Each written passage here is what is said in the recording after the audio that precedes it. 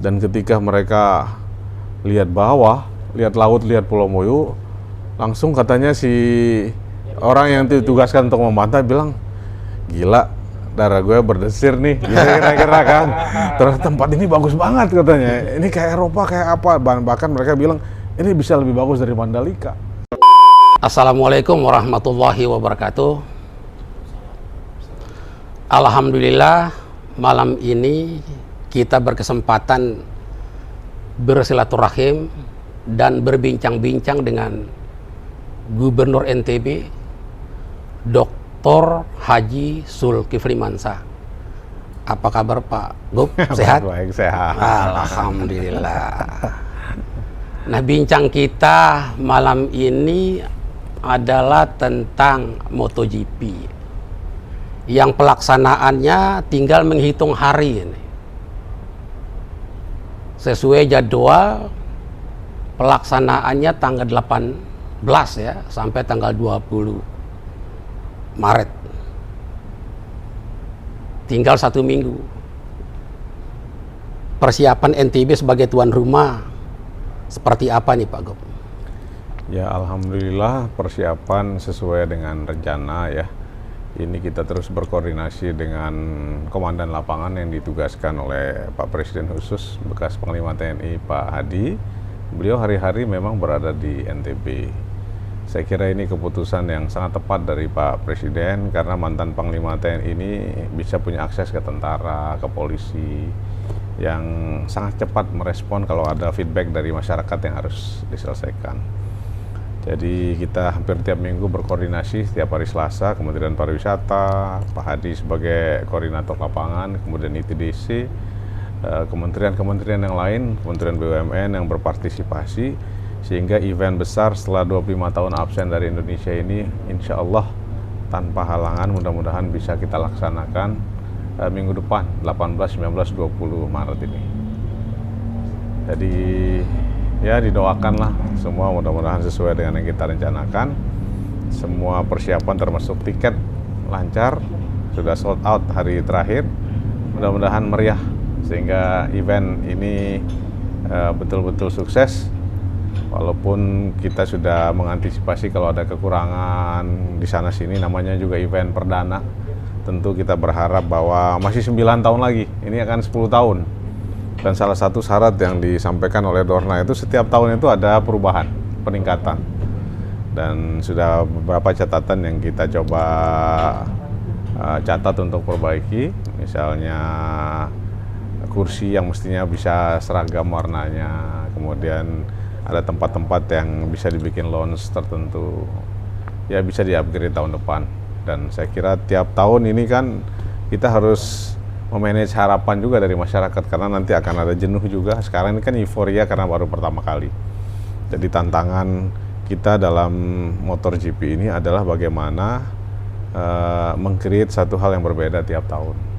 Dan yang saya dengar dari pemerintah pusat nanti bukan hanya akan ada satu sirkuit di situ, ini masih belum boleh dipublikasikan secara luas, tapi di masa yang akan datang Mandalika bisa jadi berbagai event akan dilaksanakan di situ sehingga memang NTB menjelma jadi sportainment Indonesia yang punya kekhasan dibandingkan daerah-daerah lain. Ini kan event besar ya Pak Gub, event dunia. Nah, proses mempersiapkan ini ya kita juga baru pertama kali ini kan, pengalaman kita belum ada sebelumnya. Nah, kira-kira Pak Gubernur pernah mengalami kendala besar enggak? Ya tentu banyak ya, karena ini learning by doing juga. Dan kita harus berterima kasih pada banyak orang sebenarnya sehingga event besar seperti ini bisa terselenggara dengan lancar sampai saat ini. Memang kadang-kadang orang yang berkontribusi itu tidak semuanya pernah tampil di media. Karena kadang-kadang fungsinya dia balas email dari misalnya Dorna, kemudian kalau ada keputusan tentang marshal yang harus tiba-tiba, di tengah kita sudah siap semuanya, tahu-tahu mereka pembalap nggak mau dikarantina, yang kayak gitu-gitu tuh betul-betul menghadirkan banyak ketegangan yang di luar apa ya, di luar pantauan banyak orang. Tapi hampir tiap hari sebelum World Superbike waktu itu tuh ketegangan-ketegangan itu ada. Bahkan sehari sebelum acara itu memang nyaris tidak dilakukan. karena mereka tidak mau ada masalah dengan Marshall. Nah, sehingga ITDC waktu itu dengan sangat berani ya mencarter pesawat sendiri, bawa beberapa Marshall utama itu dari Malaysia, karena itu sebagai persyaratan utamanya. Dan ketika sudah sampai pesawatnya, nggak boleh lagi harus terbang langsung ke sini, harus lewat Jakarta, harus lewat ini itu dan lain sebagainya, karena kita masih pandemi yang persyaratannya masih banyak, melibatkan banyak stakeholders.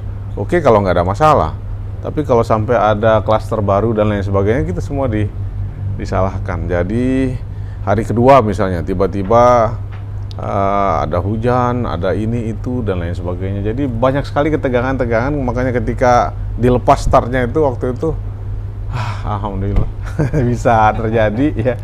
Tapi itu sebenarnya akumulasi banyak ketegangan-ketegangan yang saya lihat teman-teman MGPA waktu itu ya, yang nggak pernah disorot koran, nggak pernah diwawancara media tuh, betapa rilis semua bebannya gitu. Akhirnya memang bisa terselenggara World Superbike dengan segala catatan-catatan, tapi kita sudah membuktikan bahwa NTB walaupun kecil tapi mimpinya besar gitu kan, dan kita siap untuk menjadi host dari MotoGP. Nah, MotoGP juga sama. Ketika ada hal-hal yang kita kira sudah on the right track, ada masalah lahan.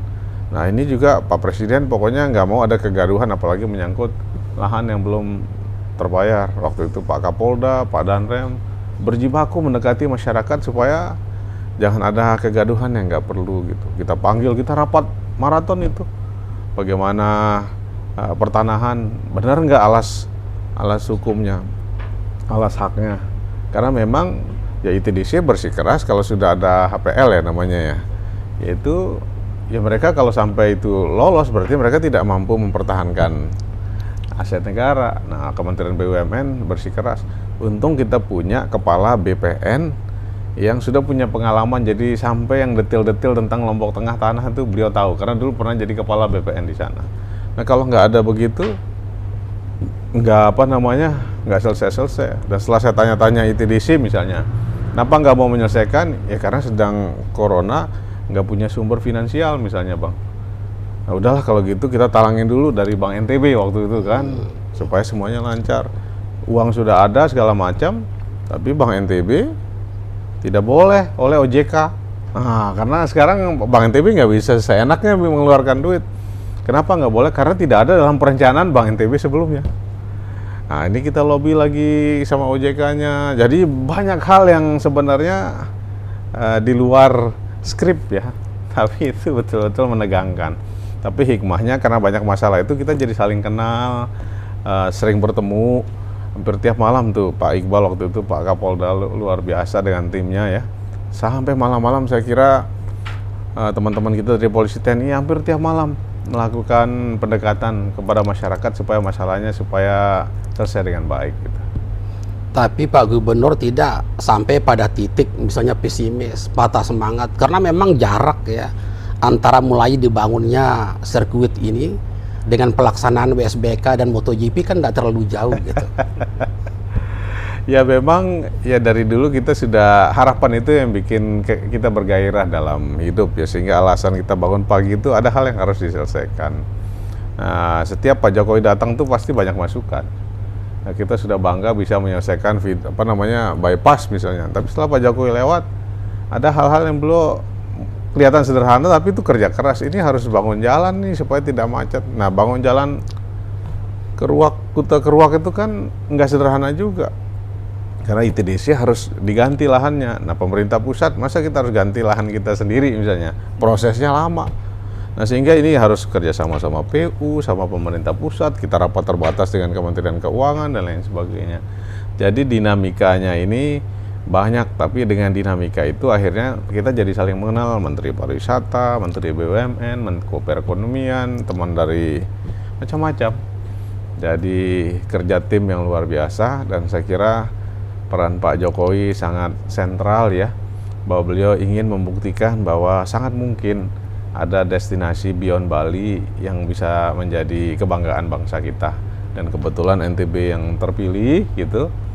Dan beliau cukup bahagia ya, bangga. Bahkan beliau mengatakan insya Allah kalau tidak ada halangan tanggal 20 beliau akan datang melihat secara langsung event MotoGP ini. Nah, ketika proses mempersiapkan pelaksanaan MotoGP ini kan, MotoGP ini ini kita lagi pandemi kan. Iya. Mungkin ada kisah yang mengharukan ketika memperjuangkan gitu. Atau bahkan mungkin agak heroik Pak Gubernur. Ya banyak sebenarnya, bahkan saya dipersepsikan ya tidak terlampau disiplin terhadap protokol kesehatan. Sebenarnya saya menyadari itu juga, tapi saya memang bagi tugas sama Ibu Agop. Beliau itu betul-betul ketat. Bu Agop itu pokoknya urusan kesehatan, teknis-teknis medis segala macam sangat ketat. Nah, saya itu agak longgar itu mungkin saya secara pribadi juga memang lebih memaknai itu biasa saja, tapi ingin juga kita buktikan masyarakat itu sudah berat hidupnya, tidak boleh dicekam ketakutan psikis yang berlebihan. Jadi perlu disikapi agak santai seperti gas dan rem gitu. Kalau ada yang ngerem terus gitu, nggak jalan-jalan kita. Kalau ngegasnya terlampau kenceng juga nanti masuk. Jadi saling kontrol. Dan memang yang kita lihat yang terlampau ketat terhadap protokol kesehatan ternyata banyak yang positif COVID juga gitu. Rupanya menghibur diri dengan bahwa kita ini sehat, bahwa kita nggak ada apa-apa, itu meningkatkan imunitas. Karena saya diceritakan oleh Pak Danrem Tudinda waktu itu, ketika dia ke rumah sakit, dia lihat orang yang masuk rumah sakit itu sudah pasrah gitu, bahwa mereka sakit, bahwa mereka akan didatangi oleh malaikat maut segera gitu. Jadi langsung beliau bangkit. Dia keliling ke semua pasien-pasien, Anda bisa kuat segala macam, dan selama Pak Danrem ada di rumah sakit nggak ada yang meninggal. Jadi yang kayak gitu-gitu, apalagi MotoGP kan Panglima TNI datang, Kapolri terus ditelepon Kapolri bahwa World Superbike itu harus sukses. Karena saya lihat Pak Jokowi itu ingin kita itu jenuh sudah dengan Corona 2 tahun ini. Sehingga apa trigger utama yang menjadi sinyal kebangkitan Indonesia itu. Jadi harus ada, World Superbike waktu itu Pak Jokowi dengan berani mengatakan ini harus dilaksanakan. Nah, jadi waktu itu, tapi ketika kondisi memburuk, Pak Jokowi juga tidak berani konfrontatif dengan tekanan publik. Sama dengan kemarin, ketika kita sudah siap dengan MotoGP, tiba-tiba ada Omikron kan. Sehingga waktu itu Pak Jokowi dalam rapat terbatas di Mandalika, gimana ini kita lanjut atau enggak gitu. Kalau Omikron memburuk gimana? Beliau putusan tetap lanjut. Gitu. Jadi sebenarnya itu juga kita paham juga kalau Omikron ini terjadi memburuk gimana gitu. Jadi memang day to day dynamics itu ada kesehatan, ada menteri kesehatan, protokol, ada travel bubble misalnya. Tapi gimana teknisnya gitu kan? Karena orang barat ini kan nggak mau, saya sudah divaksin berkali-kali, ngapain saya harus dikarantina gitu. Nah, jadi kayak gini-gini itu kan media sosial di kita sangat aktif gitu. Karena kita dealing bukan hanya dengan satu bangsa, satu pembalap, satu tim. Jadi tugas kita itu memastikan supaya mereka semua nyaman gitu. Nah, itu tugas kita di Pemda itu betul-betul harus tahu diri gitu. Jangan mentang-mentang di NTB itu terus kita merasa kita paling berjasa, ini panggung kita gitu. Karena kita tahu betul ini betul-betul kerja bukan NTB, bukan Indonesia, tapi kerja kita semua. Nah, jadi luar biasa. Kalau soal tiket murah ini, ceritanya gimana ya? Dan masyarakat bisa dapat di mana? Kalau tentang tiket murah ya, itu kan Pak Jokowi itu terus kontak Menteri BUMN, telepon saya terus-terusan. Ini tiket ini bukan orang nggak mau beli gitu. Jadi memang sengaja ditahan juga untuk mengantisipasi tentang kelangkaan akomodasi. Karena jangan sampai 100.000 orang datang, tahu-tahu nggak ada tempat tinggal di sini, kita bisa jadi tertawaan negara-negara luar. Jadi Pak Erik itu betul-betul memanage proses ini dengan ketersediaan akomodasi ini. Kami minta kepala dinas kita tuh tiap hari keliling untuk memastikan. Nah, tapi kan sekarang nggak gampang mengontrol dunia usaha. Ada orang yang booking, bukan pemilik hotel tapi udah booking duluan karena sadar bahwa nanti akan banyak. Nah, ini yang susah dideteksi. Sehingga mereka lah yang bikin paket besar-besaran sehingga harganya sudah meningkat tajam. Nah, tahu-tahu akomodasi sudah nggak ada gitu kan. Nah, ini ditangkap oleh Jakarta, gawat juga kan. Jadi menteri datang cek homestay berapa, tapi kan homestay bisa ditambah 100, ditambah 200. ada 20.000 misalnya hotel dan akomodasi. Ya kalau 20.000 gimana kalau 100.000 yang hadir gitu kan? 80.000 nggak bisa dibikin dalam sekejap. Ada opsi bagaimana Bali disediakan kapal cepat langsung ke sini. Nah kemudian yang di sisi lain kita juga harus menjaga antusiasme masyarakat lokal. Nah masa besar-besaran event di tempat kita nggak bisa jadi penonton di tempat kita sendiri. Nah mulai ada semacam boleh nggak kami negosiasi misalnya orang lokal diminta nonton lebih banyak untuk menekan tekanan terhadap tersedianya akomodasi. Karena kalau orang lokal yang nonton kan kita nggak perlu menyediakan akomodasi, tapi tiketnya masih mahal. Nah waktu itu ada diskon 10% waktu itu kan. Nah waktu itu saya digantikan karena nggak ada di tempat oleh Pak Sekda. Mungkin maksud Pak Sekda ini bagus ya, ingin bersemangat bahwa antusiasme ini harus ditangkap, dan saya yakin Pak Sekda maksudnya baik.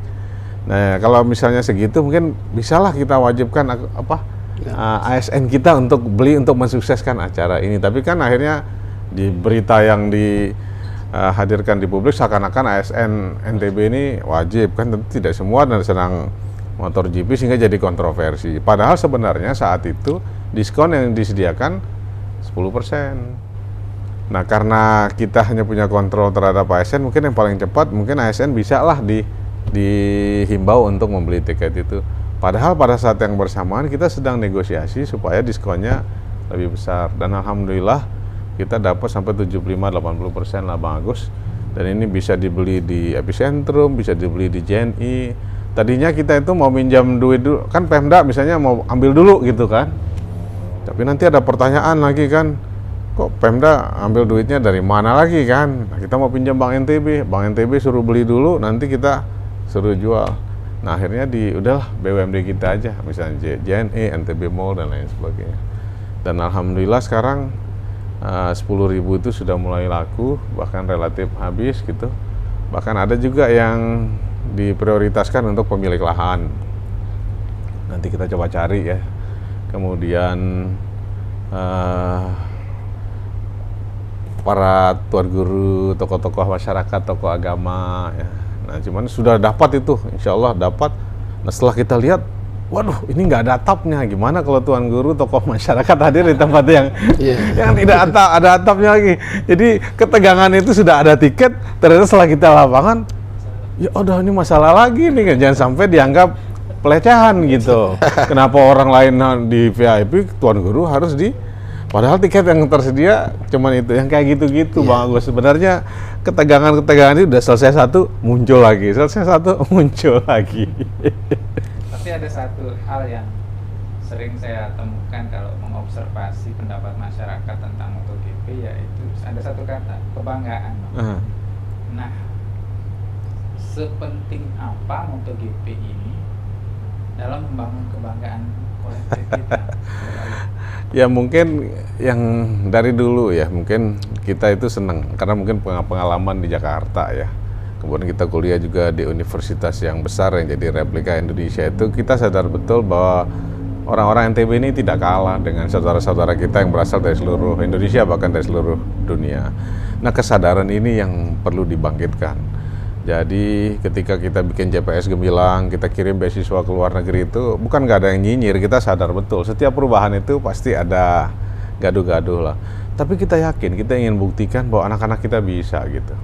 Nah sekarang orang bilang, ngapain sih bikin motor GP gitu, kenapa nggak bikin lapangan pacuan kuda aja gitu. Nah, kita sama motor GP itu jauh betul gitu, apalagi kita ngomong Formula One. Tapi kita sudah buktikan bahwa ternyata bisa. Dan ada kebanggaan ketika Mandalika disebut di seluruh dunia, Lombok disebut, NTB disebut, orang bangga menjadi orang NTB. Nah buat saya itu minimal legasi yang tidak bentuk fisik itu, kita bisa bikin motor listrik, mobil listrik, cold storage dengan solar cell gitu. Banyak kebanggaan sehingga kita sadar bahwa kalau orang lain bisa, mestinya NTB juga bisa. Nah selama ini kita tidak mampu mencicipi kesejahteraan karena terlena dengan cara berpikir bahwa kita menjual produk komoditas sederhana gitu, tidak punya nilai tambah, besar-besaran keluar daerah, untuk kembali kita konsumsi produk-produk jadi dengan nilai tambah yang lebih tinggi, dengan harga yang lebih mahal, padahal bahan bakunya dari kita. Nah sekarang ada kebanggaan kita, MotoGP kita bisa, bikin ini bisa, bikin itu bisa. Jadi mestinya nggak ada yang tidak bisa. Where there is a will, there is a way. Ya, kira-kira gitu, Mas Aan. Nah, di sini juga hadir teman-teman wartawan, Pak Gub. Mungkin ada teman-teman wartawan yang ingin bertanya ke Pak Gubernur. Saya agak menggeser ke timur, Pak. Selalu ada dua kebanggaan Skippy. Nah ini juga ini mungkin agak sedikit menggelitik pertanyaan terkait seolah ada upaya untuk merespon tanda kutip ada tekanan misalnya Sumbawa dapat apa misalnya. Pak Gub akhirnya merespon dengan MSGP. Tapi namanya dinamis kan, Bima kemudian muncul, Dompu muncul, akhirnya Pak Gub merespon dengan sirkuit kuda misalnya. Kemudian di Doroncanga rencananya ada Extreme X misalnya. Nah, apakah memang itu ada tekanan-tekanan seperti itu sehingga direspon dengan memunculkan event-event baru misalnya di daerah? Atau memang itu memang merespon dan itu memang teragenda? Pertama seperti saya katakan tadi itu kan learning by doing. Kita belajar dari apa yang sedang kita kerjakan.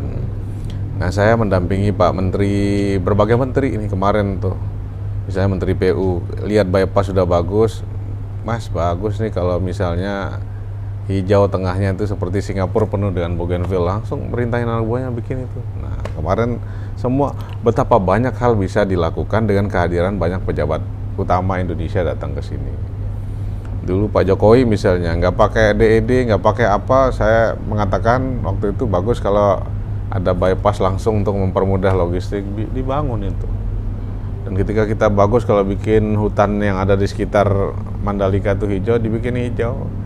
Jalan dibikin 4 jalur, semua tidak ada daerah kumuh, banyak sekali. Pelabuhan, bandar udara, listrik, telkom. Jadi sarana Mandalika, Pulau Lombok itu luar biasa. Saya tidak bisa ceritakan semuanya, Pak. Mohon maaf ini. Karena ini komitmen saya dengan Pak Menteri BUMN.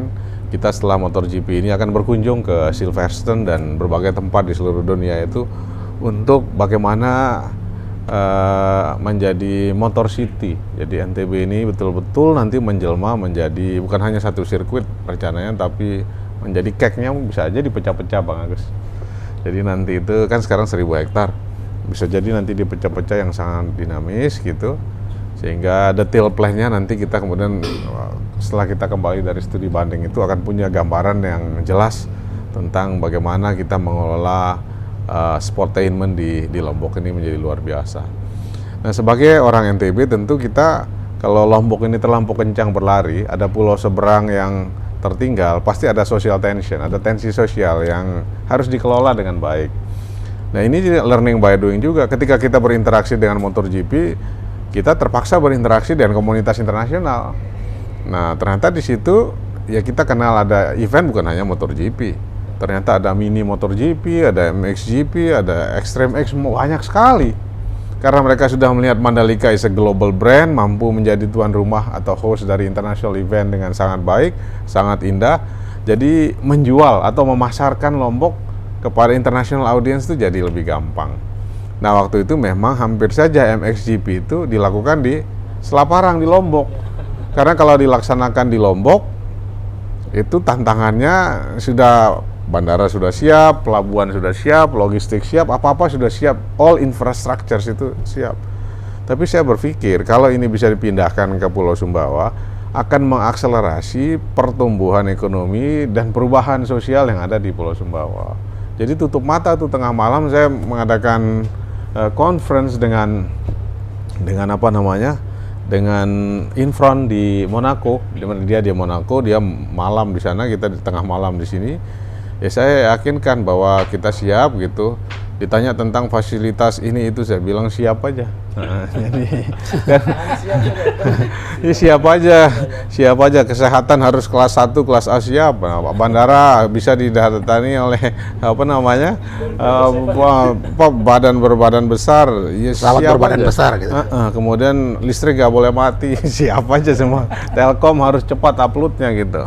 Dan sebenarnya akhirnya saya bilang Ansal, Anda harus mengumumkan bahwa memang Samota akan jadi jadi apa namanya hostnya lebih cepat Anda umumkan, lebih gampang kami bekerja mewujudkan apa yang Anda minta gitu. Umumkan dulu baru. Baru paginya saya baru bangun tuh sudah ada pengumuman. Karena di sana bahwa Samota kebetulan dia pernah tinggal di Skotlandia. Nah, makanya penting kita punya pengalaman internasional itu penting, Mas. Akhirnya ya saya bilang kalau Anda umumkan cepat, we are more than ready to provide all facilities gitu. Ya udah.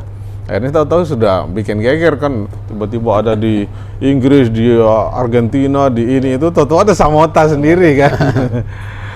Tapi serangkaian dinamika yang zigzag, kadang-kadang satu kejadian membentuk kejadian yang lainnya, kemudian memaksa Pak Gub untuk berpikir keras lagi, kemudian mengambil keputusan yang singkat. Ada kesan kadang-kadang kami menganggap bahwa pemimpinan Bang Zulkifli Mansyah ini karakternya memang seringkali spontan gitu, pengambilan policy makingnya, decision makingnya gitu. Nah, Pak Gub sering nggak merasa terintimidasi dengan keputusan yang Pak Gub buat sendiri?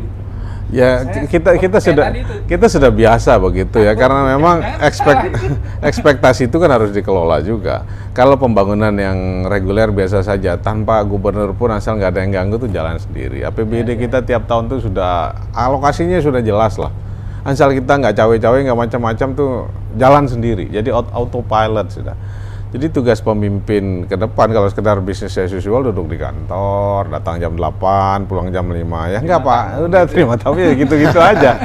Karena sudah ada APBD-nya sudah ada, alokasinya sudah ada dan nggak ada hal-hal yang mengejutkan. Saya hampir tidak pernah ngasih arahan detail tentang APBD itu karena alokasinya sudah jelas dari tahun ke tahun dan nggak ada lebih-lebihnya juga gitu. Tapi kan ada kadang-kadang tantangannya adalah bahwa tidak semua orang bisa mengikuti ritme kebijakannya Pak Gub itu. Ya pasti, misalnya sekarang MXGP, MotorGP masih agak gampang nafasnya karena dibantu oleh pemerintah pusat. MXGP ini nggak ada bantuan speser pun.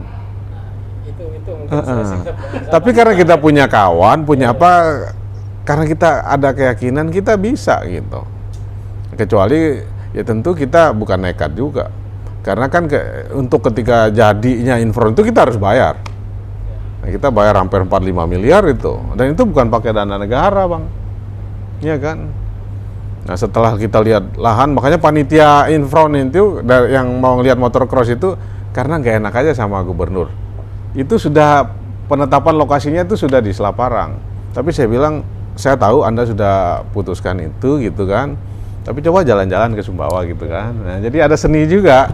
Jadi tim itu sebenarnya sudah ngambil keputusan, bahkan akhirnya mereka terbuka. Ada salah seorang yang sudah ditugaskan, pokoknya sampai Sumbawa Anda yang ngomong enggak gitu loh. Pokoknya Anda yang ngomong enggak, pokoknya ini gubernur nih sudah enggak ada memenuhi persyaratan gitu. Jadi alasan mereka nggak bisa pakai ATR ini itu dan lain sebagainya. Nah, tapi saya bilang udahlah, pokoknya Anda lihat dulu persoalan nanti itu di Lombok lagi, jadi nggak ada masalah. Jadi saya bawa bagus, saya temanin sendiri.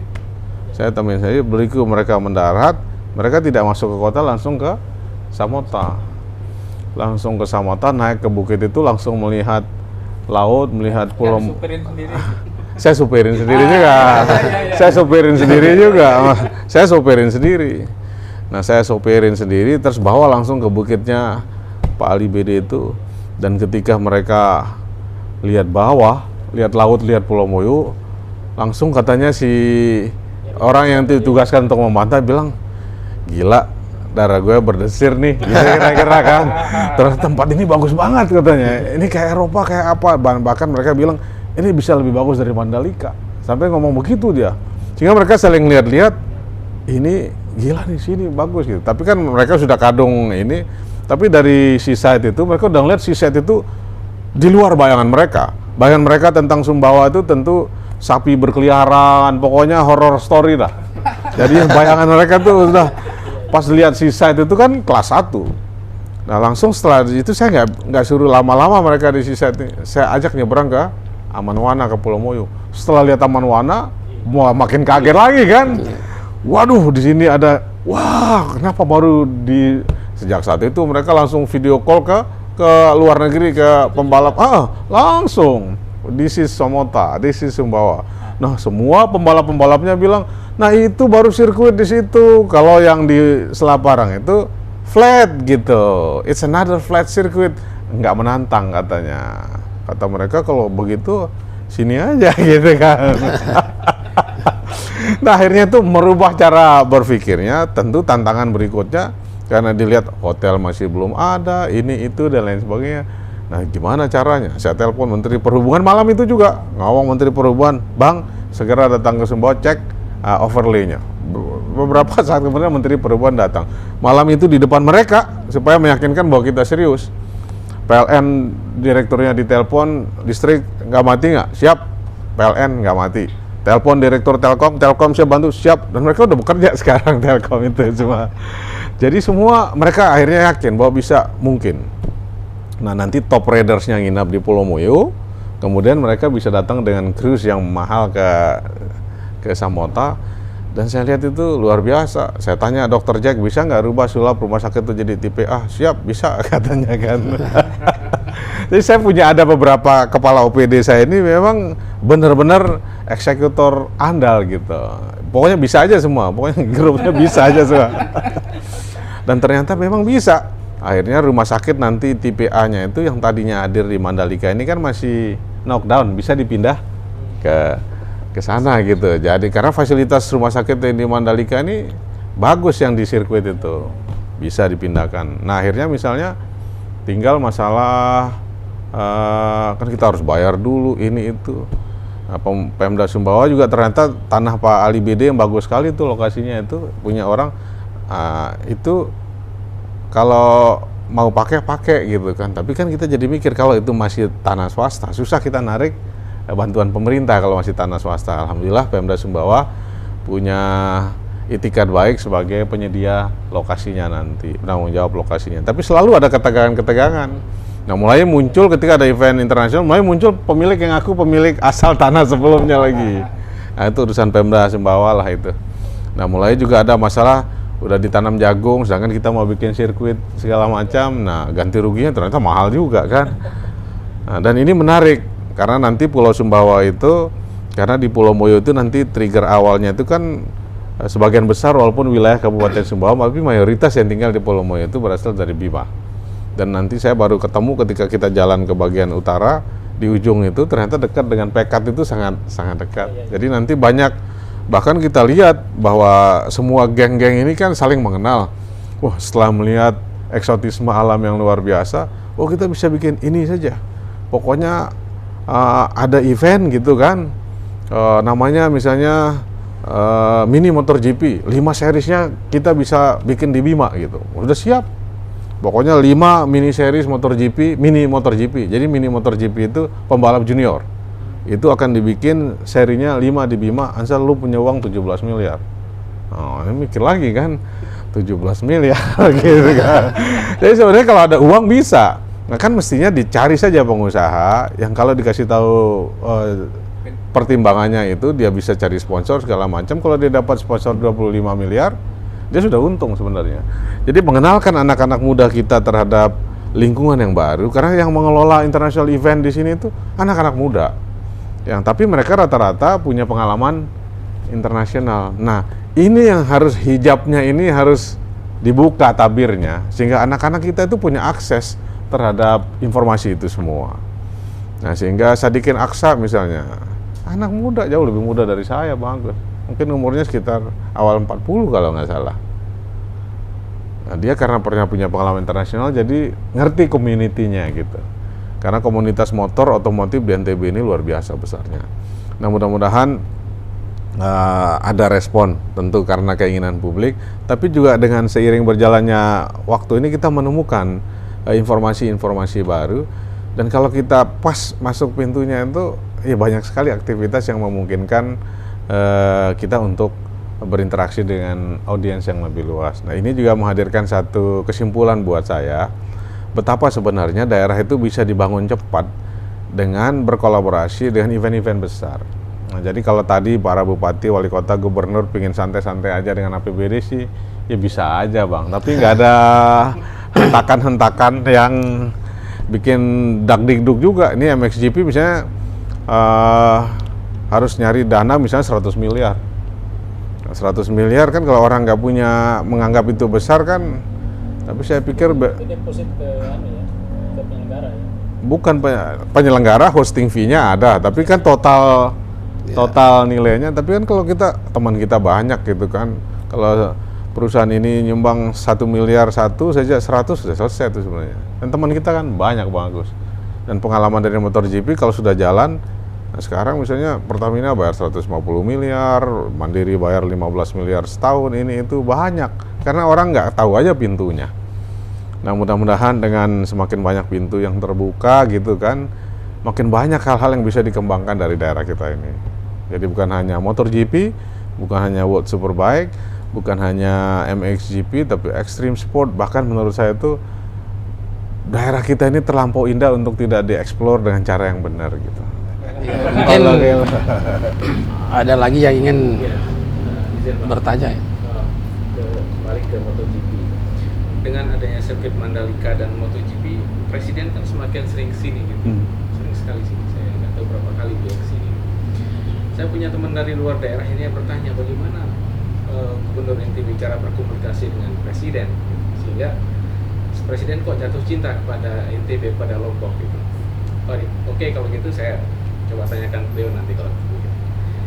Apa sebenarnya gimana cara komunikasi dan apa impian Pak Jokowi di Lombok sebenarnya Bang dalam komunikasi itu? Memang saya mengenal Pak Jokowi ini nggak ujuk-ujuk ya. Saya dulu anggota DPR 3 periode, Pak Jokowi masih wali kota, saya sudah kenal. Jadi ngobrol berdua, ketika beliau wali kota dengan saya tuh pernah gitu. Dan ketika jadi gubernur DKI juga silaturahminya tetap terjaga gitu. Sehingga ini bukan persaudaraan, persahabatan yang ujuk-ujuk jadi gitu. Hanya karena saya gubernur, beliau presiden, kemudian dia, karena apa yang beliau inginkan itu kita bisa tangkap segera dan eksekusi. Dan kita selalu menempatkan diri pada tempatnya secara persis. Misalnya ada hampir tiap hari menteri datang ke sini, kita selalu jemput, kita bangun komunikasi, dan apa yang kita sampaikan pada menterinya itu kan mereka pasti sampaikan pada Pak Presiden. Nah, dan kita nangkap misalnya pentingnya investasi, pentingnya produk lokal, pentingnya Science Technopark, semua sebenarnya kalau mau dihitung-hitung secara detail, kalau mau dilihat visi misi Pak Jokowi yang terimplementasi dengan baik itu di Nusa Tenggara Barat. Jadi Science Technopark yang jalan cuma di kita, kalau mau jujur. Kita ada di Sumbawa 1, ada di Lombok 1. Bahkan di Lombok saya tambah ada Industrial Park-nya, Science Techno dan Industrial Park.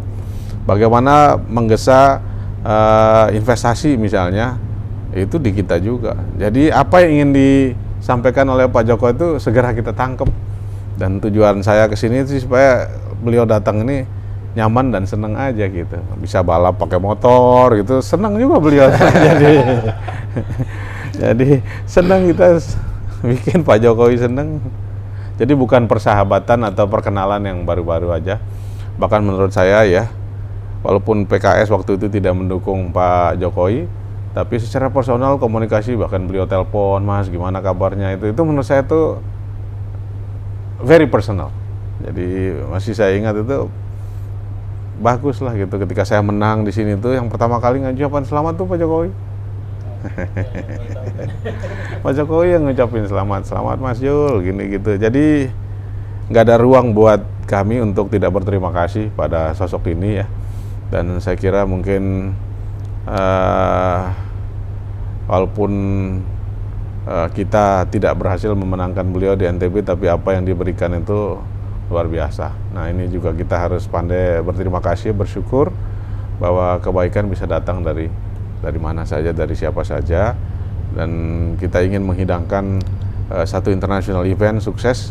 Kita sampaikan bahwa inilah kontribusi Nusa Tenggara Barat pada Republik Indonesia, pada Pak Presiden, sehingga beliau tambah bersemangat untuk memimpin Republik ini. Terima kasih Pak Gop atas waktu dan kesempatannya telah berbincang-bincang dengan kami malam ini. Lebih kurangnya mohon maaf. Wassalamualaikum warahmatullahi wabarakatuh. Waalaikumsalam.